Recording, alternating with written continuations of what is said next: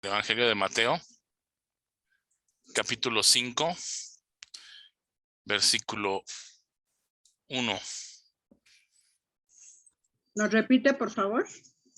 Mateo, capítulo 5, versículo 1, por favor. Gracias.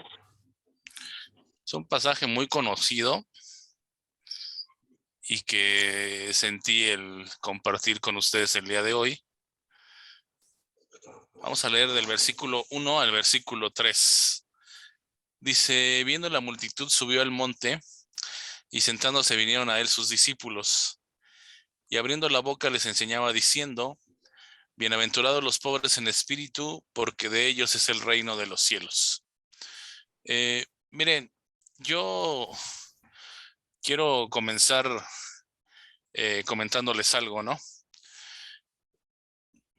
Ustedes saben, todos ustedes saben que hace unas semanas, pues falleció mi padre, y muchos de ustedes estuvieron junto conmigo, con la iglesia, con los pastores y demás, e incluso hay otras expresiones del cuerpo de Cristo, pues orando e intercediendo por que Dios hiciera una obra de sanidad, un milagro.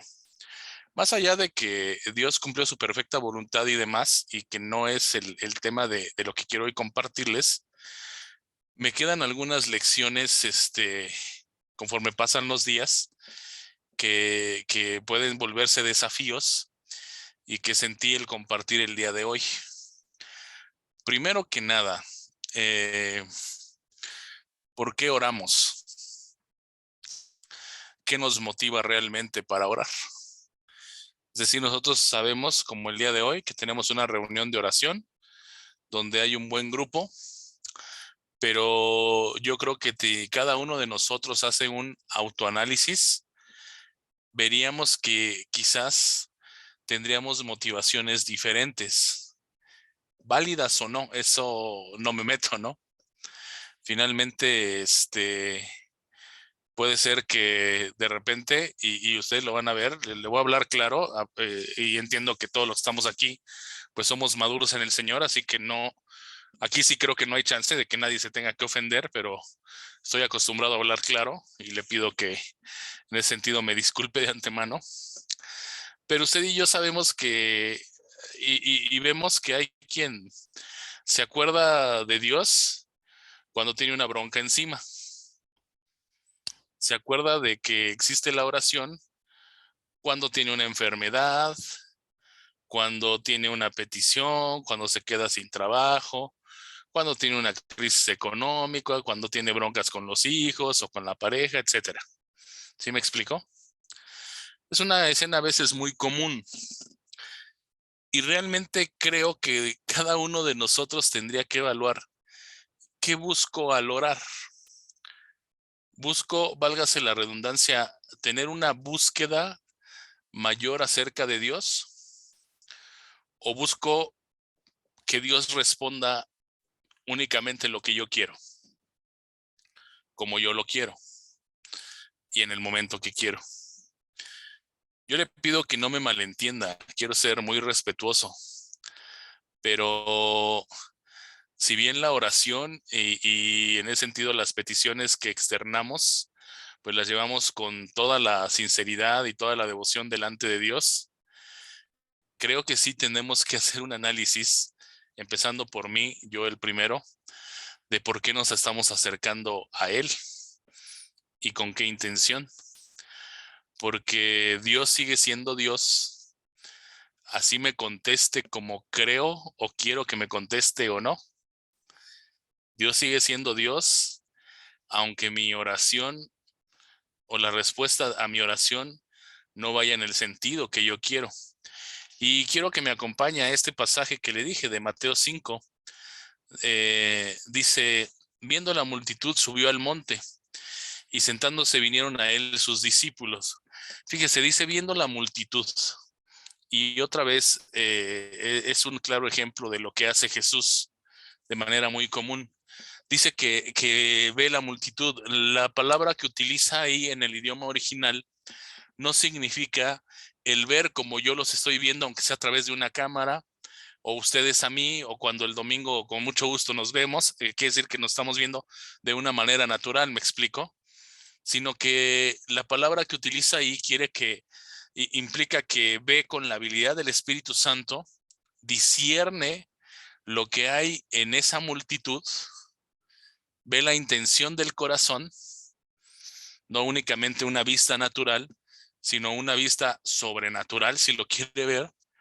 En ese sentido, algo que se conoce como discernimiento. Eso es discernir, ver más allá de, ahorita que Gaby me decía, ver más allá de lo evidente, como la espada del augurio. Para los que entraron un poquito tarde, estábamos hablando de caricaturas, pero así es la obra del Espíritu Santo, válgame la expresión y la herejía, ver más allá de lo evidente, de lo que mis ojos ven. Y realmente lo que Jesús ve es que la gente lo está buscando por lo que puede obtener de él.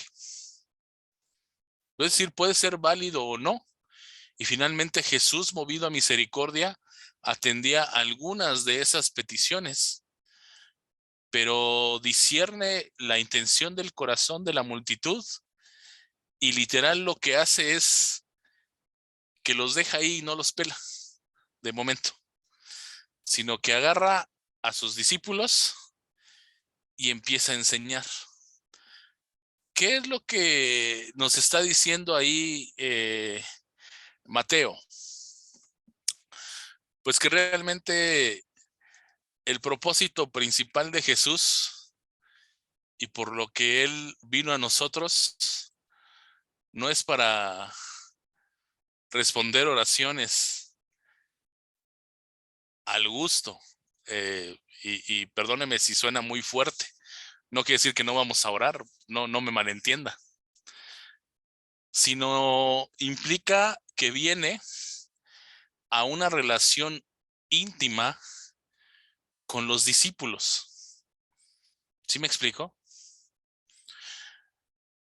Podemos visualizar que dentro de la multitud había peticiones muy válidas. Seguramente había enfermos, seguramente había endemoniados, seguramente había gente quebrantada, con alguna herida, a lo mejor no solo física, sino interna, gente que buscaba ser liberada de muchas cosas. Y ahí podemos poner todos los etcéteras y los ejemplos que se nos ocurran. Pero Jesús agarra, toma a 12 y la multitud y las peticiones quedan en una especie de stand-by. ¿Me explico? A ver, aguántame tantito. Primero lo urgente, ¿no? Y le invierte la vida a esos 12. Si continúa conmigo en el pasaje, dice, y abriendo su boca les enseñaba diciendo. Primero agarra, se sienta, que alguna vez lo hemos platicado. El sentarse en el contexto judío implica autoridad, implica que va a enseñar. Y cuando se enseña, se usa las palabras de abriendo su boca, pues a ver, usted intente enseñar sin abrir la boca, ¿no? Es muy complicado. O sea, me refiero a una enseñanza verbal, obviamente. Pues suena como que hasta absurdo en ese sentido que Mateo diga, y abriendo su boca, pues dices, bueno, pues ni modo que qué, o sea, sí, de repente el Señor hacía otros métodos de enseñanza no muy comunes, pero no creo que la mímica haya sido lo suyo, ¿no? Pero ¿qué significa de abriendo su boca? Cuando usted detecte esto en la escritura, significa que lo que va a decir a continuación Jesús en este caso es demasiado importante, es trascendente. Y empieza el sermón de las bienaventuranzas. Y únicamente me voy a detener muy rápidamente en la primera. Bienaventurados, ¿qué? Los pobres en espíritu, porque de ellos es el reino de los cielos. Mire, nosotros tenemos como mexicanos y quizás como latinos un contexto que nos han heredado acerca de la pobreza.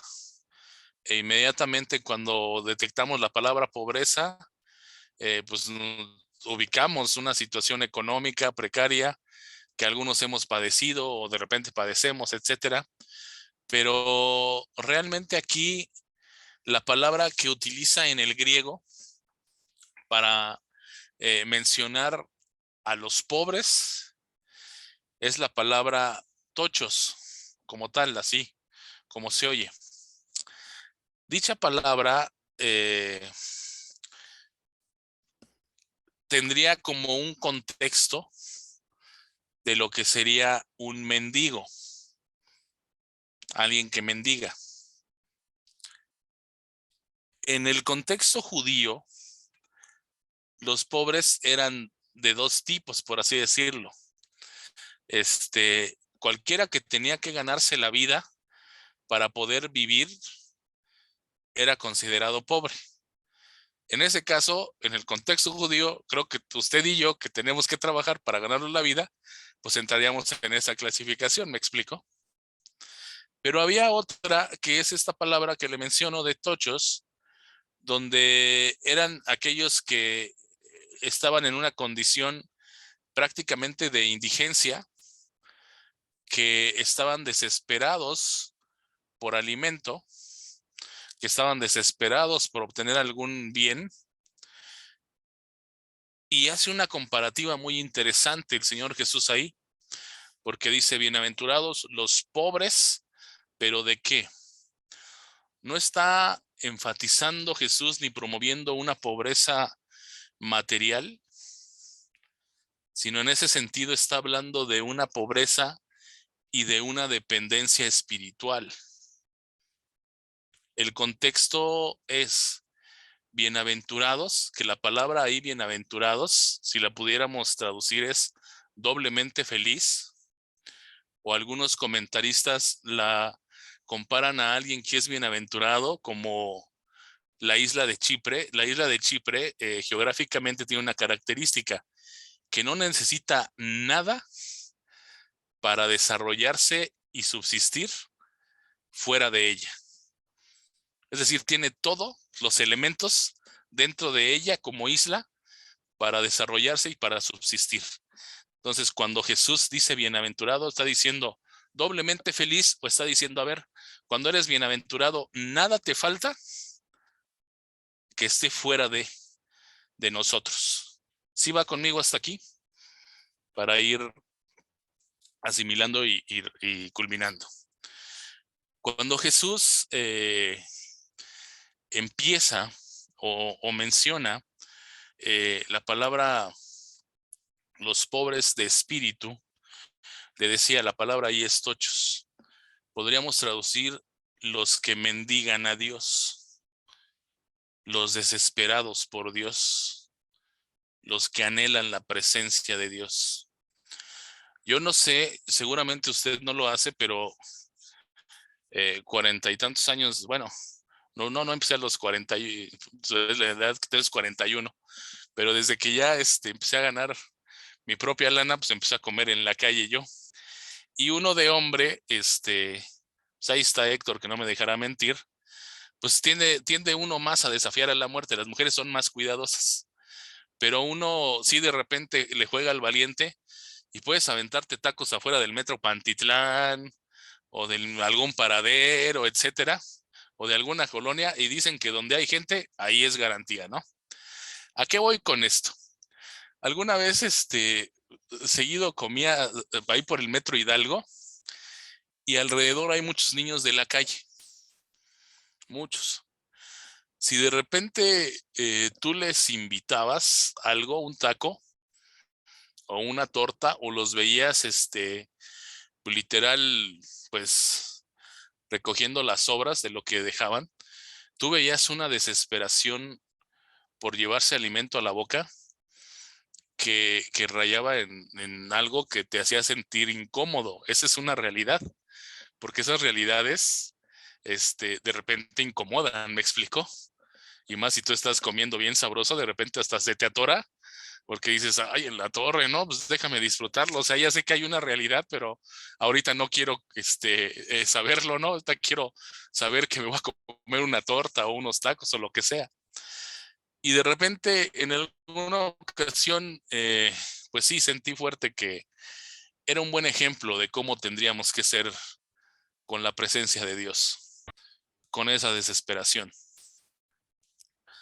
Para mí es complicado el externarle esta enseñanza hoy, que es nuestra reunión de oración, porque pareciera que estoy como minimizando el hecho de interceder, pero no es así.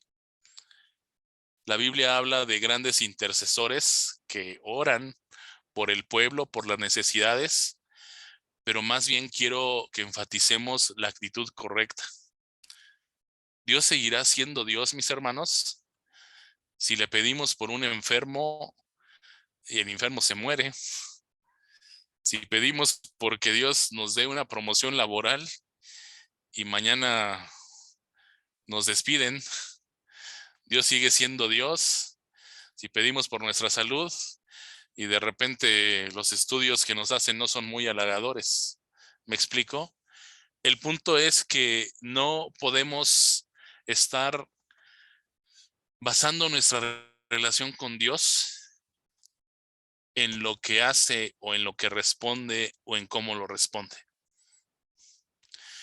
Y ese es un mal que de repente en todos los creyentes, todos creo que puede suceder, ¿no?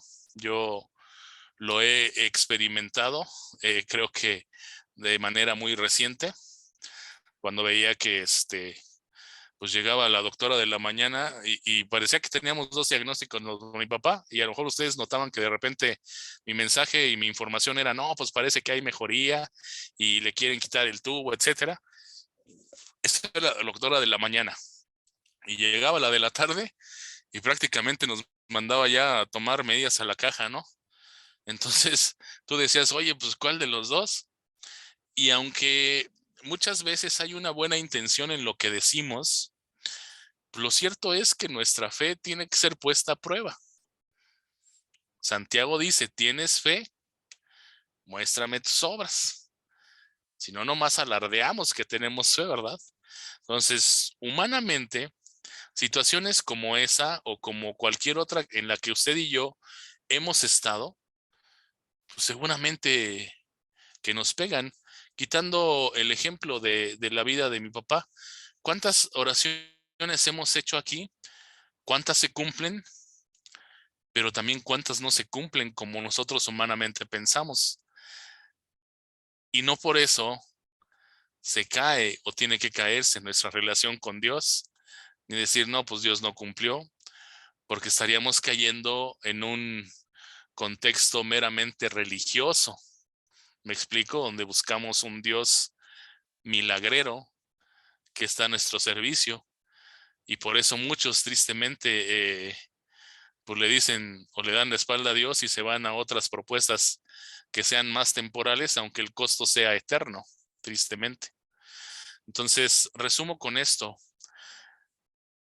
La intercesión y la oración es de suma importancia, pero la invitación de parte de Jesús es una desesperación por su presencia, una desesperación que va más allá de si me responde o no, una búsqueda intensa de Él, es el mendigar la presencia manifiesta de Dios. Y Dios en su soberanía decidirá lo que hace con nuestras peticiones. Nuestra chamba es entregarlas, interceder hasta lo último, con esa pasión, con ese denuedo, con esa convicción, pero entendiendo que lo importante es su presencia en nosotros, ¿vale? Eso es lo que quiero compartir el día de hoy, mis hermanos. Gracias.